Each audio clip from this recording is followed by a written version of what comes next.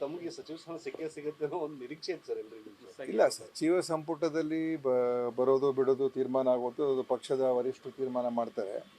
ಈಗ ನೂತನ ಸಚಿವರಿಗೆಲ್ರಿಗೂ ನಾನು ವಿಶೇಷವಾದ ಅಭಿನಂದನೆಗಳು ಸಲ್ಲಿಸ್ತೀನಿ. ಅವರಿಗೆ ಒಳ್ಳೆಯ ಅವಕಾಶ ಸಿಕ್ಕಿದೆ, ಭಾಳಷ್ಟು ಹೊಸ ಮುಖಗಳು ಕೂಡ ಸಿಕ್ಕಿದೆ ಮತ್ತು ಹಳಬರು ಕೂಡ ಕೆಲವರೆಲ್ಲ ಇದ್ದಾರೆ.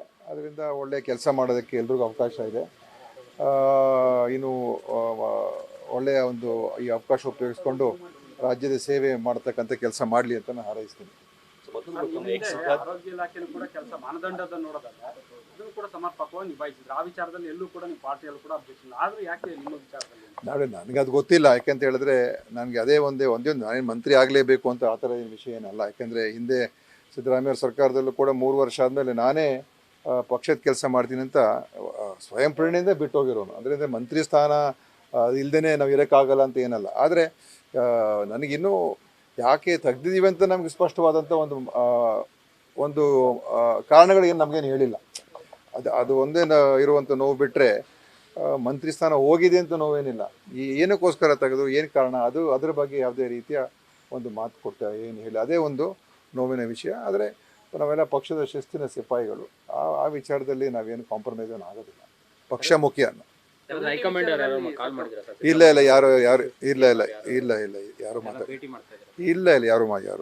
ಕಮ್ಯುನಿಟಿ ವಿಚಾರದಲ್ಲಿ ಇಡೀ ಸಚಿವ ಸಂಪುಟದಲ್ಲಿ ತಮ್ಮ ಕಮ್ಯುನಿಟಿಯ ಆಧಾರದಲ್ಲಿ ಯಾರಿಗೂ ಕೂಡ ಸಿಕ್ಕಿಲ್ಲ. ಎಕ್ಸ್ಪೆಕ್ಟೇಷನ್ ಇದ್ದಿದ್ದೆ ತಮ್ಮ ಹೆಸರು. ಸೊ ಈ ಬಾರಿ ನೋಡೋದಾದ್ರೆ ಆ ಬ್ರಾಹ್ಮಣ ಕಮ್ಯುನಿಟಿಯಲ್ಲಿ ಯಾರಿಗೂ ಸಿಕ್ಕಿಲ್ಲ. ಇದುವರೆಗೂ ಕೂಡ ಬ್ರಾಹ್ಮಣ ಸಮುದಾಯದ ಇಲ್ಲದೆ ಸಂಪುಟ ಇರಲಿಲ್ಲ.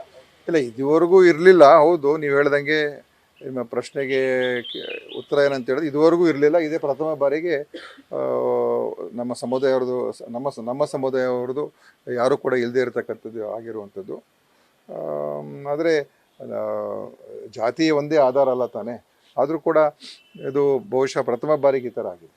ಸರ್, ಲಾಸ್ಟ್ ಟೈಮು ಯಾವಾಗ ಈ ಸಚಿವ ಸಂಪುಟ ವಿಸ್ತರಣೆ ಆಗುತ್ತೆ ಅನ್ನುವಂಥ ವಿಚಾರಗಳು ಚರ್ಚೆಗೆ ಬಂತು, ಹೈಕಮಾಂಡ್ ಬಳಿ ಒಂದು ರಿಪೋರ್ಟ್ ಇದೆ ಅನ್ನುವಂಥದ್ದು ಕೂಡ ಚರ್ಚೆ ಆಗ್ತಾ ಇತ್ತು. ಅಂದ್ರೆ ಸಚಿವರ ಕೆಲಸಗಳು ಹೇಗಿದೆ ಅನ್ನುವಂಥದ್ದು ಸಂಪೂರ್ಣವಾದಂತಹ ರಿಪೋರ್ಟ್ ಅನ್ನ ತೆಗೆದುಕೊಂಡಿದ್ದಾರೆ ಅನ್ನುವಂಥದ್ದು. ಬಟ್ ಅದೇ ಎಲ್ಲೋ ಒಂದ್ ಕಡೆ ಈ ಬಾರಿಯೂ ಕೂಡ ತಮ್ಮ ವಿಚಾರದಲ್ಲಿ ಏನಾದ್ರು ಅದೇ ನನಗೇನು ಗೊತ್ತಿಲ್ಲ ಅಲ್ಲ. ನನಗೆ ಅದ್ರ ಬಗ್ಗೆ ಮಾಹಿತಿ ಏನು ಕೊಟ್ಟಿಲ್ಲ. ನಾವೇನು ಕೆಲಸ ಸರಿಯಾಗಿ ಮಾಡಿಲ್ಲ ಅಂತ ಹೇಳಿದ್ರೆ ಅದೊಂದು ಹೇಳ್ಬೋದಾಗಿತ್ತು. ನೀವೇನು ಸರಿಯಾಗಿ ಕೆಲಸ ಮಾಡಿಲ್ಲ ಅಥವಾ ಏನಾದರೂ ಒಂದು ಆರೋಪಗಳಿದ್ರೆ ಅದ್ರ ಬಗ್ಗೆ ಯಾವುದೋ ಒಂದು ರೀತಿ ಯಾವುದೇ ರೀತಿಯ ಹೇಳಿಕೆಗಳು ಕೊಟ್ಟಿರಲಿಲ್ಲ. ಇಲ್ಲ, ಹಾಗೇನಿಲ್ಲ. ಭೇಟಿ ಇದ್ದೇ ಇರ್ತದೆ, ರಾಜಕೀಯದಲ್ಲಿ ಭೇಟಿಗಳು ಇದ್ದೇ ಇರ್ತದಲ್ಲ, ಇಲ್ಲ ಅಂತ ಹೇಳೋಕ್ಕಾಗೋದಿಲ್ಲ.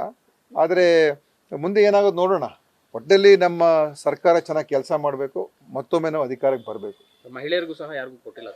ಕೊಟ್ಟಿದ್ದಾರೆ, ಅದೇನೋ ಸಮಸ್ಯೆ ಆಗಿದೆ, ಅದನ್ನು ಬಗೆಹರಿಸ್ಕೋಬೇಕು. ಮತ್ತು ಯಾರಿಗೆ ಸ್ವಲ್ಪ ನೋವಾಗಿದೆ, ಅನೇಕ ಸೀನಿಯರ್ಸು ಇದ್ದಾರೆ, ಅವ್ರಿಗೆಲ್ಲ ಅವಕಾಶಗಳು ಸಿಕ್ಕಿಲ್ಲ. ಒಂದು ಮಂತ್ರಿಮಂಡಲ ಆದಾಗ ಎಲ್ರಿಗೂ ಅವಕಾಶ ಸಿಗೋದೂ ಇಲ್ಲ, ಕೆಲವರಿಗೆ ನೋವು ಆಗೇ ಆಗುತ್ತೆ. ಅದನ್ನು ಸಮಾಧಾನ ಪಡಿಸುವಂಥ ಕೆಲಸ ನಮ್ಮ ಪಕ್ಷದವ್ರು ಮಾಡಬೇಕು. ಅವ್ರ ಜೊತೆಲೆಲ್ಲ ಹೋಗಿ ಚರ್ಚೆ ಮಾಡಬೇಕು ಮತ್ತು ಎಲ್ಲರೂ ಕೂಡ ಒಗ್ಗೂಡಿಸುವಂಥ ಕೆಲಸ ನಮ್ಮ ಪಕ್ಷದ ವರಿಷ್ಠರು ಮಾಡಬೇಕು ಅಂತ ನಾನು ವಿನಂತಿ ಮಾಡ್ಕೊಡ್ತೀನಿ. ಸರ್, ಯಾರಿಗೆ ಸಚಿವ ಸ್ಥಾನ ಸಿಕ್ಕಿಲ್ಲ ಅವರೆಲ್ಲರೂ ಕೂಡ ಅಂದರೆ ಅತೃಪ್ತರೆಲ್ಲರೂ ಕೂಡ ಒಂದು ಸಭೆ ಮಾಡ್ತಿದ್ದಾರೆ. ನನಗೆ ಅದ್ರ ಬಗ್ಗೆ ಏನು ಮಾಹಿತಿ ಇಲ್ಲ. ಹಿಂದೆ ಕೂಡ ತಮಗೆ ಸಚಿವ ಸ್ಥಾನ ಪಾರ್ಟಿ ಅಂತ ಬಂದಾಗ ಪಾರ್ಟಿ ಕೆಲಸಕ್ಕೆ ನೀವು ಹೋಗಿದ್ದು ಉಂಟು. ಸೊ ಆದರೆ ಈಗ ನಿಮ್ಗೊಂದು ಅವಕಾಶ ಅನ್ನುವಂಥ ನಿಮ್ಮ ಬೆಂಬಲಿಗರಿಗೂ ಕೂಡ ಒಂದು ನಿರಾಸೆ ಇರ್ತದೆ. ಏಕೆಂದರೆ ನಮ್ಮ ಯಾರ್ಯಾರು ಇದ್ದಾರೆ ಕಾರ್ಯಕರ್ತರು, ನಮ್ಮ ಕ್ಷೇತ್ರದ ಜನ, ಅವ್ರಿಗೆಲ್ಲರೂ ಕೂಡ ನೋವು ಆಗೇ ಆಗುತ್ತೆ. ಅದು ಇದ್ದೇ ಇರ್ತದೆ. ಆದರೆ ರಾಜಕೀಯದಲ್ಲೆಲ್ಲ ಸ್ವೀಕಾರ ಮಾಡಬೇಕಾಗ್ತದಲ್ವ. ಅದ್ರ ಬಗ್ಗೆ ನಾವು ಮುಂದೆ ಏನು ಮಾಡಬೇಕು ಅಂತ ಒಂದು ಆಲೋಚನೆ ಮಾಡಿಕೊಂಡು ಇನ್ನೂ ಅನೇಕ ಕೆಲಸ ಕಾರ್ಯಗಳು ಮಾಡೋದಕ್ಕೆ ಅವಕಾಶಗಳಿದೆ. ಅದನ್ನು ಮಾಡ್ಕೊಂಡು ಹೋಗ್ತೀವಿ. ಅದು ಹೇಳಿದ್ನಲ್ಲ, ಇದುವರೆಗೆ ಯಾರು ಮಾತಾಡಿಲ್ಲ, ಮುಂದೆ ಮಾತಾಡ್ಬೋದು, ನೋಡೋಣ. ಓಕೆ. ನ್ಯೂಸ್ ಫಸ್ಟ್, ನಿರ್ಭೀತಿಯಿಂದ ನಿಮ್ಮ ಪರವಾಗಿ.